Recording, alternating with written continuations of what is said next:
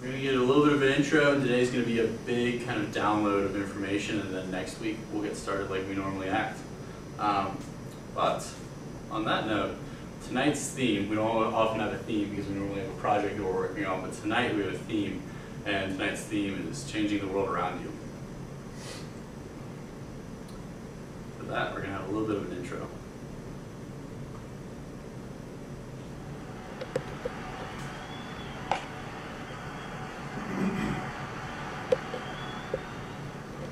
T.E. Lawrence, famously of Arabia, but very much an Englishman, favored pinching a burning match between his fingers to put it out.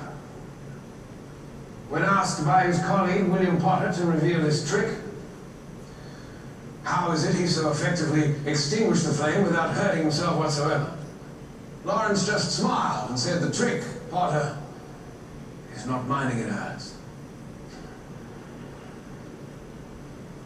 The fire that danced at the end of that match was a gift from the Titan Prometheus, a gift that he stole from the gods when Prometheus was caught and brought to justice for his theft.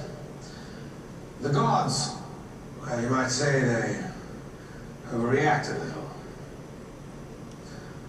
The poor man was tied to a rock as an eagle ripped through his belly and ate his liver over and over, day after day, ad infinitum. All because he gave us fire, our first true piece of technology. Fire. 100,000 BC, stone tools. 4,000 BC, the wheel. 9th century AD, gunpowder. Bit of a game changer, that one. 19th century, Eureka, the light bulb. 20th century, the automobile, television, nuclear weapons, spacecraft, internet. 21st century, biotech, nanotech, fusion and fission and M theory. And that was just the first decade. We are now 3 months into the year of our Lord, 2023. At this moment in our civilization, we can create cybernetic individuals who, in just a few short years, will be completely indistinguishable from us. Which leads to an obvious conclusion. We are the gods now.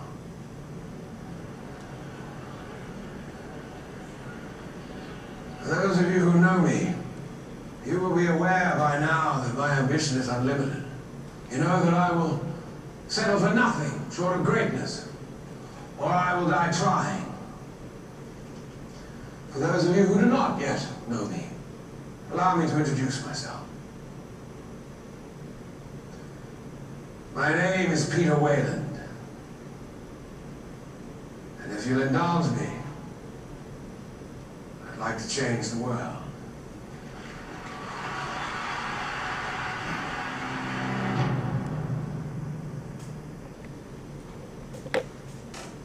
So our fictitious Mr. Wayland from the recent movie Prometheus has been described in internet postings and conversations as one of the most arrogant movie characters of all time. But he had one thing right. He had one thing that he knew he could do, and it was to change things. And that's something that both his fictitious, admittedly made-up company and the TCC have in common. They believe that they can change things, and they believe that they can actually do something. And that's the theme for tonight. We're a semester in. We've been here 3 meetings last semester, and already we're receiving notice. I spent the majority of my summer working towards law school, working on an internship, and spreading the word about the TCC. And I've got good news. Vice Chancellor of UT described this as groundbreaking. B-School representative described this as a true contributor of social value. He even went on so far to say that he was so impressed that he'd like to invest in our program at a later date. Someone who I would like to list their name below, but I don't have permission to, as of now, has described the meetings that he's watched in this way. The momentum and productivity of the group is at a level of which I've never even seen before. We're going to continue on with all of that this semester.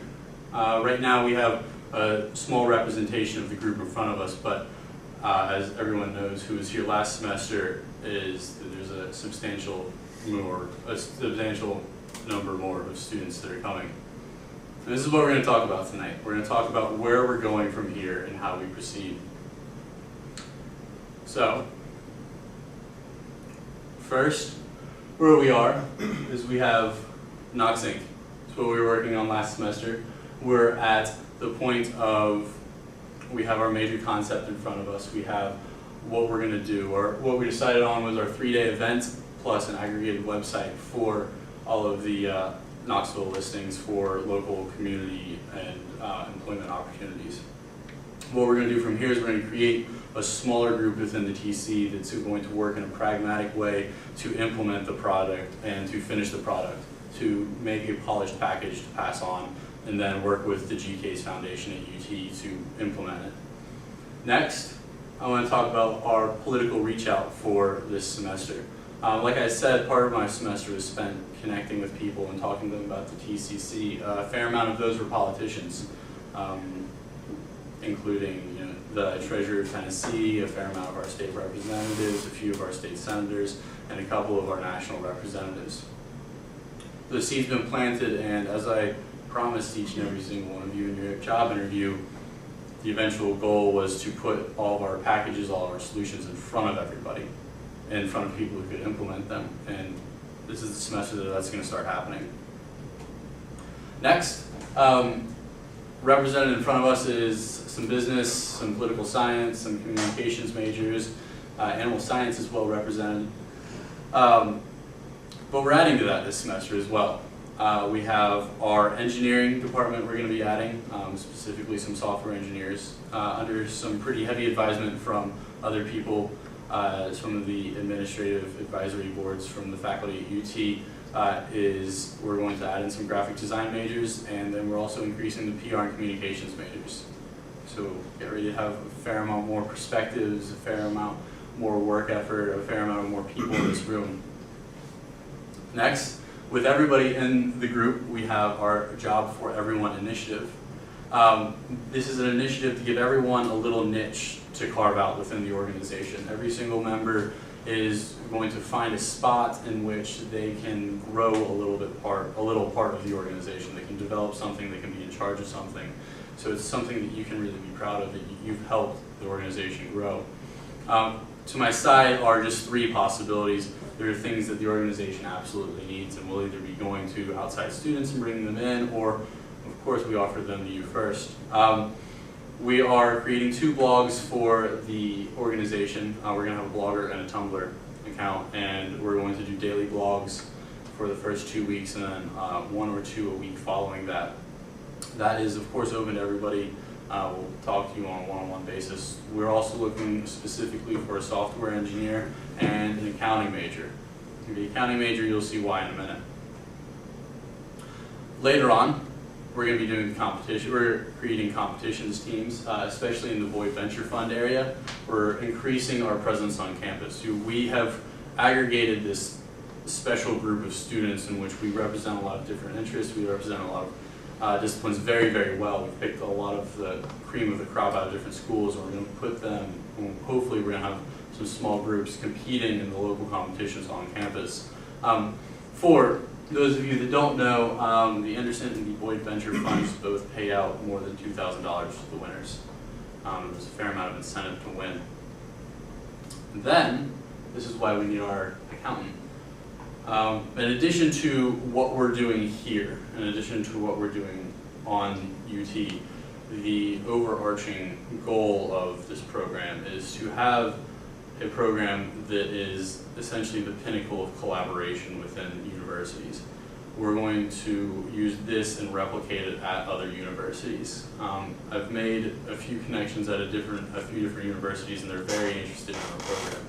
Essentially, we're going to fill out this semester, fill out what we're doing here, put out a few solution packages, and then next semester we're going to continue here, but we're also going to start building other places. This is essentially the very first steps in a much larger plan.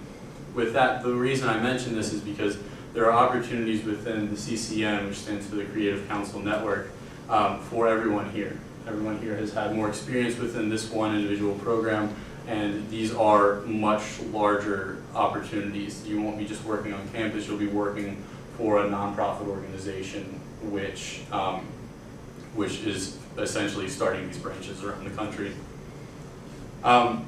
With that, because I'm a little bit under the weather, we're going to keep my speaking parts a little bit short, but we're going to take a few minutes to take a break, and after that, Adam is going to give us a little bit of a presentation, and then we have an activity and a few other things to talk about, and then tonight we're going to cut it a little bit short, and then we're going to get back to work next week.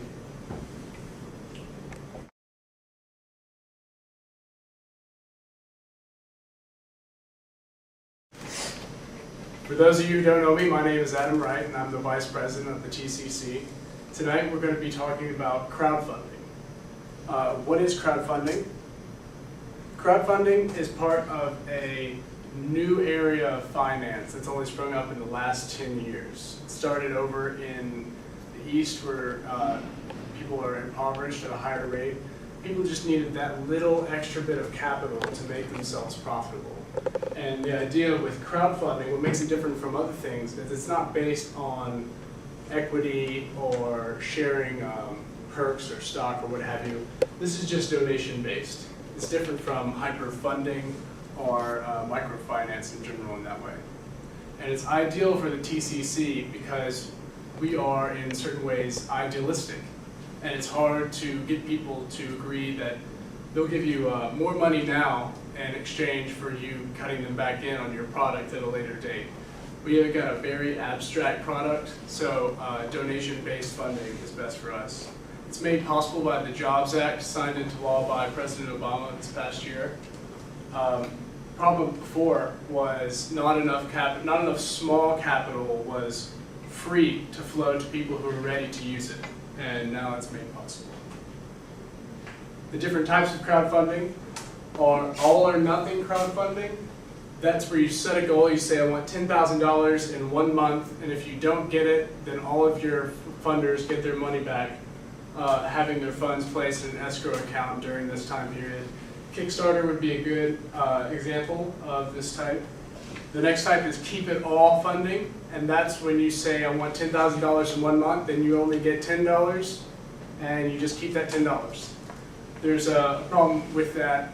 It has a higher rate of pricing. And then there's ones that are both, and you can just set which one you'd like to do. These are a few crowdfunding organizations that would work well with the TCC.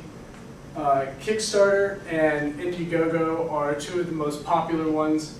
Since we're sticking more with keep it all funding, we would probably go with Indiegogo or Neighborly ideally. Neighborly is a civic-based crowdfunding organization that reroutes money to those people who have projects for their community that want to better the community. Indiegogo is more of a wide open creative funding. With them, a good example of the way this works pricing wise.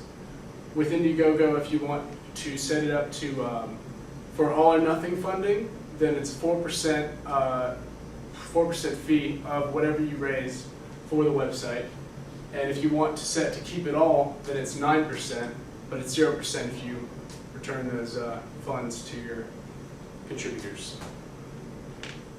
Looking ahead for the TCC, preferably we're going to want to pursue things with keep it all organizations.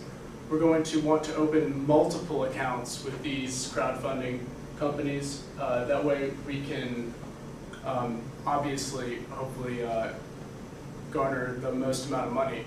This is legal because that there are relaxed regulations on this rather. We may need to transact in some way with these people that are giving us money. That would really just be, instead of equity sharing, we'd be sharing a reward or a perk of a different kind maybe just something with our brand on it, something that promoted our organization, the TCC in general. We would also need a very specific plan for the use of funds that ties into how important professionalism is for us in this aspect. We need to be able to sell any and every person that might want to give us from $1 to $20 to maybe $2,000. We need to be able to sell them on our idea from just one page, a picture, and a block of text, which I think we can definitely do. I think we have it in us, but once we get more web designers on board, then I think everything will go a lot more swimmingly in that department. If you guys have any questions, that's the end. So tell us why we're talking about this. Tell us Why we're talking about this is something that has only just become relevant in the past few years because it's only just become legal.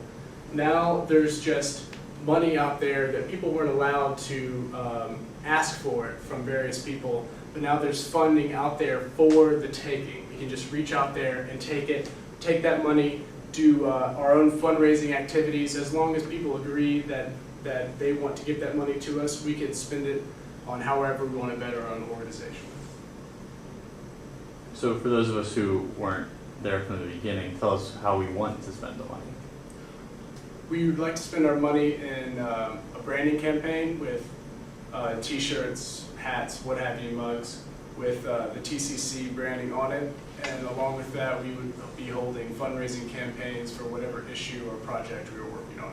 Spread awareness about the issue and our solution, as well as the organization itself. What's your question? Have you spoken with any other organizations that have used these crowdfunding websites or whatever? I have not. They've been most popular for creative artistic projects and disaster relief, but for those two things, they've been astoundingly productive for those people. In Joplin, Missouri, tornadoes went through. A project was started on Indiegogo for one person's hospital bills, and they raised upwards of $100,000 in a matter of days. And that's an extremely tragic example that grabbed a lot of people's attention, but I think that how unique we are as a group and the way that we can project ourselves onto the viral world will also grab people's attention.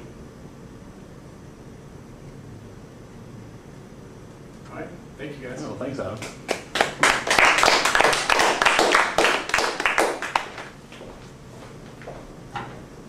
The reason we came onto this topic was because we're looking for a way to expand what the TCC could do. We were looking for a way to put this incredible group of members to better work and to be able to benefit the members themselves in a better and more full way.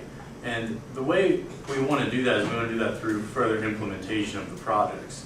And there's a bit of a so what feeling. You're like, so we've done this work, we've created this solution, we have this great idea, now what do we do with it? And we would like, as we found out last semester, as the group voted on, we'd like to be able to do it. We'd like to be able to implement the actual solution ourselves, and we can't do that without funding.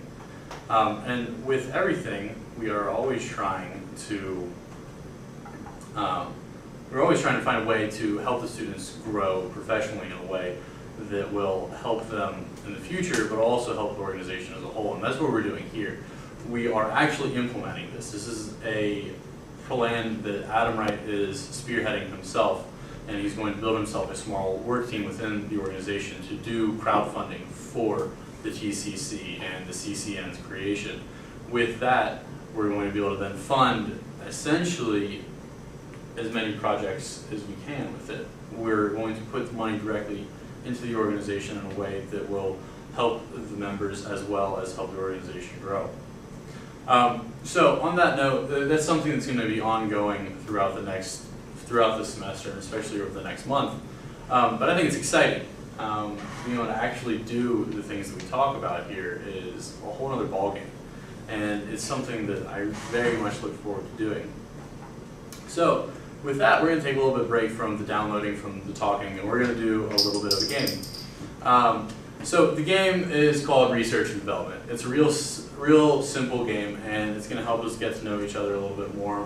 We have a new member. If you're in our group, please introduce yourselves. Please introduce yourselves to everybody within the group. And we just brought her on board. And what's going to happen is there's 11 people in this room. We're going to break into 2 4-person teams.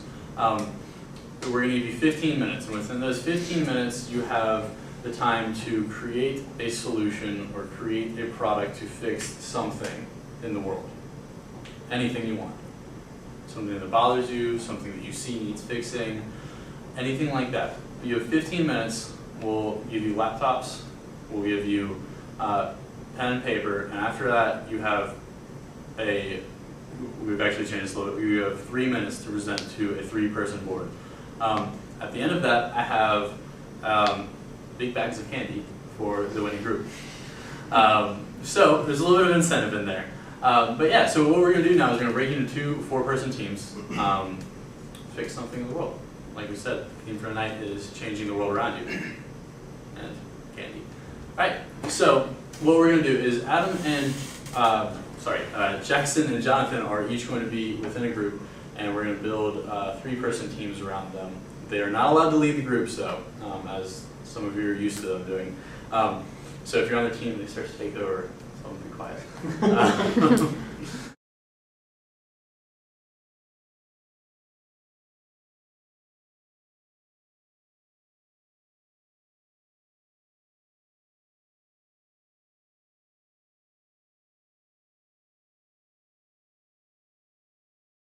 Hi everybody, my name is Ryan McClatchy, and first of all, how many of you know somebody with either diabetes, some kind of sleeping disorder, or any kind of health complication? Okay, most of you. All right. Well, I, for one, have type 1 diabetes. I've had it since I was 7 years old, and it's something that I and over 20 million other type 1 diabetics across the U.S. struggle with is having hypoglycemia, which is simply a low blood glucose reading in the middle of the night while we're asleep, which can be very, very dangerous, leading to hypoglycemic shock and or coma. So our product that we thought of to combat this problem is called Safe Sleep, and it is basically a mattress pad. It goes on top of your bed, on top of sheets and everything, and what it does is it's going to detect when your body is giving off a certain chemical due to hypoglycemia. It's going to have receptors on it, and it's going to detect this, and it is going to alert you, and if you would like, it will detect others in your home of your low blood sugar, and let them know so they can come help you, or so that you can wake up and take care of the problem, that you won't have any problems while you're sleeping. Now, Safe Sleep is not only going to be used for hypoglycemia for type 1 diabetics. We also will design it to combat or to monitor your heart rate, blood pressure, any chemical imbalances, and monitor your blood circulation while you're asleep, and any other vitals. So the fact that it will be able to do this will be able to combat, like I said, hypoglycemia. It can be used to help sleep apnea and other sleeping disorders. Another big use for this will be parents with newborns. This will be a new and safer way for them to monitor their newborns while they sleep, especially with blood circulation and sleeping patterns. Parents will be more in tune with their child and be able to take better care of them. And like I said, another thing that we'll be able to do is monitor your sleep patterns and give you if you have insomnia when you're getting bad sleep. Another feature of it, like I said, will be Wi-Fi. And the Wi-Fi will be linked to your mobile device and any other mobile devices of friends or family in your home, and they'll be able to alert you and others around you so they can help you if need be. This product we would like to be able to sell to hospitals, nursing homes, clinics, anywhere where people are sleeping and need constant supervision and health care. So I hope you all will invest in our product. We stand behind it. All right, stay up there. 2 minutes for questions. Got it. Adam, do you have any questions? So how would this product help cure sleep apnea? Sleep apnea is not something that I'm a super expert on, but I have relatives that have it, and hopefully with doctors and engineers working for us and working on our product, they would find ways that the mattress can help. Sleep apnea is safe for, while you're hooked up to machines that are made for sleep apnea. If something were to go wrong, or if it were to detect some other kind of imbalance or poor blood circulation or anything like that that goes on with sleep apnea, it would be able to wake you up and alert you. Okay. Christian, do you have any questions? I have several. First, this would of course have to do with the engineers and the scientists working on this, but I can see a problem with this. Well, how would you combat other things getting in the way of the mattress pad, such as you shed skin at night, and that could confuse the signaling. Well, and the biggest thing with sleeping is it needs to be comfortable. How would the mattress pad on top of the sheets get people to feel at ease first? Well, I was wrong when I said on top of sheets. Okay. Yeah, obviously, Yeah. hopefully the sheets would be able to go on top of it, but also the receptors would need to be able to read through that. Mm-hmm. And so if regular sheets wouldn't be able to go on top of it, we would have the mattress pad would be built with a very high thread count material that's very comfortable to sleep on, and it resembles just having regular sheets on your bed. Okay. How would the Wi-Fi connect into all this? The Wi-Fi will be able to, so when it sends a signal and it is sending an alert, like it detects something that it needs to alert you for. This will send a signal to your mobile device and will set off just like an alarm, like a phone alarm or something. It can send it can be linked up to multiple devices. So sort of like a cloud system for your physical health? Right. Interesting. All right. How much is it going to cost? Hopefully it will be low enough to be affordable for people like me who have have an average income. We're not super wealthy, and also for those hopefully will be covered by insurance. Be something we would like to get under insurance. So can you give us a number?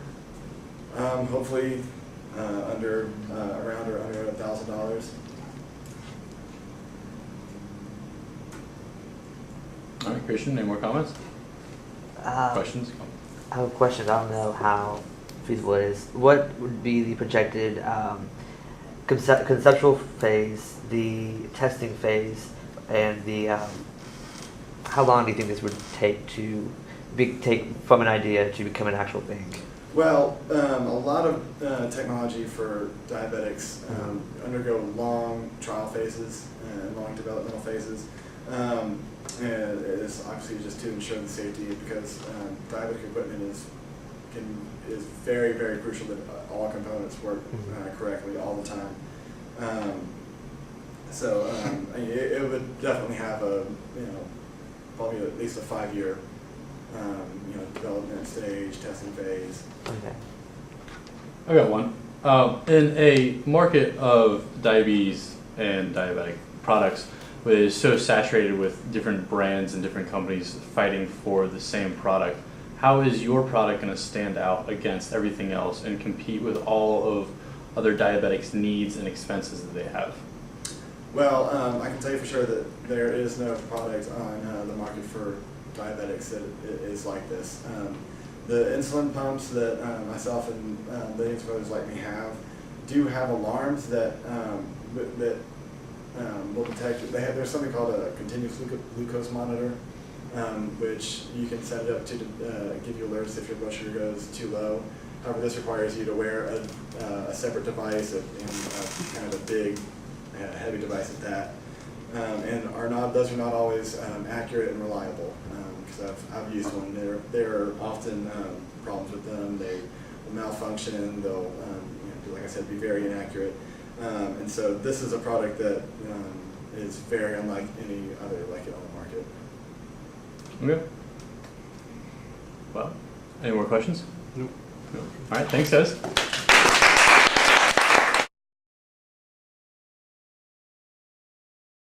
Hello. Our group would like to present something that will revolutionize the personal health care, the way we conduct our personal health care, merging a device that we've conceptualized with something that is ubiquitous for everyone today, a cell phone, called the iNurse. The iNurse will have 4 functions that are all very practical in everyday healthcare needs. One of those functions will be a pressure point thermometer that you can simply apply to a pressure point on your body. It will be able to tell your phone your temperature. So if you're feeling ill, a little under the weather, you'll be able to tell immediately without use of another thermometer device just what your temperature is and if you are in fact sick. And then there is one for diabetes. It will, this point, the one that is shown, it will prick your finger and then it will tell you what your blood sugar level is when you look on this iPhone screen. And that way, if you feel like your blood sugar is low, you can just whip it out, put it on your phone, and then it can test it for you. Okay, so imagine you're at a dinner banquet and you've had a few cocktails, but you know you've been socializing, you don't really remember how many you've had. The front of the iNurse will serve as a breathalyzer, and there will also be capabilities such as like shutting down texting capabilities if you blow a certain alcohol content, or calling your sister to come pick you up if you blow a certain blood alcohol content. And lastly, say you're out to dinner and you're at a restaurant that you've never been to before and you're not sure what you're eating or exactly what's in what you're eating. And you have very specific food allergies that are very detrimental to your health if you consume these ingredients or these dyes or whatever. The iNurse also, in addition to the finger prick, has another little extension that pops out that will test your food. So if you have a drink and you're allergic to red dye number 40, just stick a little thing in there and test it. It'll tell you, keep you safe.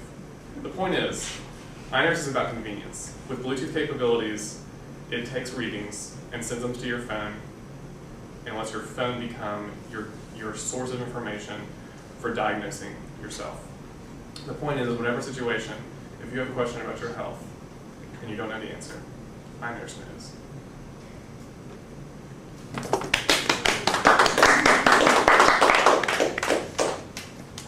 We'll start with Adam this time. How do you sanitize iNurse? I would say you don't wipe and you wipe it off. It's actually personal use only, so it's for you. Okay, so it's not gonna, so it's totally like waterproof. Yeah. Okay. All right, cool. The idea is that it will fit into the ear jack of the phone, and then it could also have Bluetooth capability. So either way. Because we were talking about how it show up on the screen, when you plug the device into your phone, instantly an app downloads, which is connected to the iNurse. And so it's totally just itself. And the little appendages, they'll like collapse in, so you don't have to worry about putting it in your pocket and breaking them. So it's one attachment on the top, or is it multiple for like There's BAC? Okay, so there's two. The one for the diabetes and then the other for the food allergies. That come out of one device. Okay, so It's all self-contained. okay, one package plugged into the top. One side, those are the way it is a visual. Say like one side you would breathe on for a breathalyzer. You flip it around and that's your pressure point thermometer. Then there's sort of two arms that pop out, one for diabetes and one for food testing. Okay. So 4 functions. 4 functions. 4 functions. in one 4 device. functions, one device. The diabetes, are you going to be testing primarily blood sugar or Yes. okay? Cost? $49.99. Why? Because that tells customers that this isn't just, call the next 15 minutes and get 2 for the price of 1. This is something on the shelf that demands respect. It's not something that you can just go and buy and not expect to use. If you're going to spend about $50 on something, you're going to expect it to work and work well, and that's what's going to happen. The moment you plug it in, iNurse is going to know. Also, we used the Nike running monitors as kind of a price point because it's at least similar technology. Can you take it apart? Why would you need to? Break it. Well, my thought process here is, I know, I believe it's called catheters, because I'm not extremely familiar, but I know that they discourage reusing catheters oftentimes. And so for blood especially, even though it's personal use, I can see there being an issue with just the one piece, just being stagnant, even if you clean it. I don't know a whole lot about catheters either, but I think that has to do with the nature of like the tubing, the bacteria growing within it, not. And I think, I don't know about with diabetes, but I think like the people who like prick themselves at home, it's just like a little machine, they reuse that multiple times. Is that Diabetes. There's a bottle of strips that goes in to a, is the same thing pricking But the your thing you finger prick every time? yourself with. yes, but there are replaceable lancets. Okay, but it's the thing that's making your The finger thing is bleed that is it's the the same. same. I That's use that's this the point. contraption the whole time. So it's the same thing, just like in that device. It's the same thing pricking your finger each time. Like you mentioned earlier with cleaning, that is something that you could do on your own with a wipe. Where does the strip fit into that? The strip, also you won't need a strip because it's connected to the device and sends the information to the phone. Okay. Kind of like the one-touch. And then you just dump the blood afterwards? Okay. I mean, like most modern finger pricking devices, it uses minimal blood. Okay. So in the BAC category, what prevents someone who is above the legal BAC from taking the iNurse out of the phone and disabling all of its functions because they don't want to talk to their sister? Well, we thought about that. Ultimately, it's just an app, so it has no control over the individual, but like, we hope that with those functions, you know, you can set it so if you blow, I don't know, a point, I don't know how BACs work, but it automatically calls a cab for you. Encourages better behavior, can enforce better behavior. Right. Okay. So it's The personal responsibilities involved too. understandable. In fact, this is already sort of in place as far as the BAC is concerned in the new iPhones, the new iPhone 4S. If you tell Siri that you're drunk, she will locate the nearest taxi cab service. So it's the idea is out there. How does the food allergies work exactly? The sensor rod Mhm. is inserted into, say you have a chicken breast that you're about to eat. You just stick it in the rod into the meat a little bit and it'll determine what's involved in that. Tell you all the ingredients and you can program which ones you don't want to eat On a or molecular level. ingest. Okay. Serious question, do those exist? Is there a sensor that you can stick in food that will tell you I all mean, of the I feel like ingredients? there's probably for very specific allergies like gluten Mhm. or peanuts. peanuts. I'm sure there's some. Probably not like an actual sensor, it'd be more of like a chemical test strip or something. Yeah. Right. We might have an actual. Question. Okay. Oh, So there's. well, okay, there we go. Sure, go ahead. Okay, sorry. There's currently there's one glucose meter on the market right now that's compatible with the iPhone. So what about this machine's blood glucose monitoring capability? Can I Is ask it- my own question real quick? Of yourself? They didn't field a question from us. And he's an expert. That is true. Well- that is very true. Well, And we'll hold off. he knows this stuff. We'll hold off on Ryan's question. My question- I think we've gone over the question. We have. We've also cleared the question limit, or the question time limit. I would like to know the answer to his question, because that was going to be my next question. But we are over the time limit, so thank you. And all right. So we're going to take a few minutes. We'll limit ourselves. We'll give us us three are going to talk for the next 5 minutes, and we'll come back with the response, see who gets all the candy.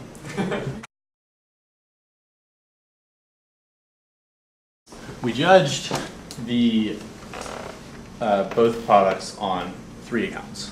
Adam, would you like to tell us 3 accounts? The three accounts are feasibility. Well, first of all, we threw technological feasibility right out the window for both because we're just assuming all of this stuff exists already and just needs to be put into a product. We would like to applaud your creative thinking Very outside of creative. the box of typical realms of technology. Our 3 points categories are feasibility, not technological feasibility, but would people just use this product in their everyday life? Solution, does it answer or does it provide a solution for the problem? And cost was the last category. Okay. On the note of the one that we took the strongest actually was whether or not it fixed the problem it was proposed for. And we must mention that we've tied in tonight's theme of changing the world around you. While the iNurse seems to very succinctly address a multitude of issues, it is lacking in creating an actual change in the world. It seems to be more of a product aggregator instead of a new innovation. On the other side, we have the Safe Sleep. While the Safe Sleep was very innovative, we're a bit unsure about how well it would actually be used by the people who are buying the product. On the realm of price, we're a bit cautious about the $49.99 price tag. Not on the basis of would people buy it for $49.99, but if the three of us were a board of VCs, were we ever going to make money selling it for $49.99, being that almost every single one of your products costs more than $49.99 by itself. On the Safe Sleep side, we liked the price, but again, it seemed a bit arbitrary. On feasibility, would people actually use it? Adam, do you want to give us a little rundown? I think you had the most to say about the iNurse feasibility. Sure. The iNurse seems very easy to use. It seems very easy to get out of your pocket. It seems very simple. Easy to use, plug it in, downloads the app, that's perfect. We absolutely love that. The one thing that we did not like about the feasibility of the iNurse was we're not sure how many people would carry it around. We could see the target market being very small, being people with specifically people who have food allergies or diabetics or anyone who's being just wants to address a singular issue. But with that, you also run into the problem of why using an aggregate product? Why have something that solves multiple problems or addresses multiple problems if it's only going to be targeted towards one person? Would you like to talk about the iSleep? Or the Safe Sleep, sorry. The Safe Sleep we found to be slightly more feasible in the areas that it can address a multitude of health concerns, that being in the area of thousands, because it's just looking at your vitals, your chemical balances, instead of addressing just 4 areas of health. So we found the Safe Sleep to be more feasible in day-to-day use. No, that's our 3 categories. Christian, have we missed anything? Okay, so the biggest category we went with, like I said, was does it change the world around you? Because that was our theme for the night. So with that in mind, and since we threw technological feasibility out the window, we went with the Safe Sleep. Because the Safe Sleep creates a solution to a problem that's not already being addressed, and the iNurse is an aggregate solution. Congratulations. Yes, we like I'd like to award them the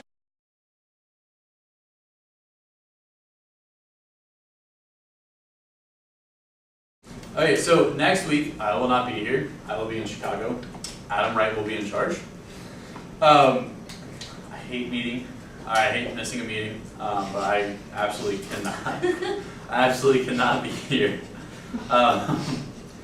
But from now on, our meeting structure is going to be as follows. We're going to go with an every week meeting like we had last semester for the very beginning of each solution package and at the very beginning of this semester. And then we're going to go into a bi-weekly or every other week meeting schedule where each individual discipline will have a time to meet within those 2 weeks and address the things that they're being asked to address. We'll give you a little bit more room to fully develop.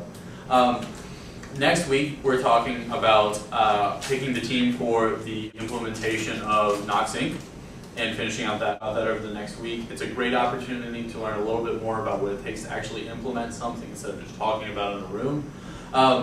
We're also going to do a little bit of voting. We're going to be talking about a new docket. Now, it's not that we're throwing the old docket out completely, but after some long discussion, we decided that maybe a docket could be revised after everyone's been a part of the group for a little bit longer. And since we've had a few meetings, been around for a little bit longer, we're going to vote on a new docket.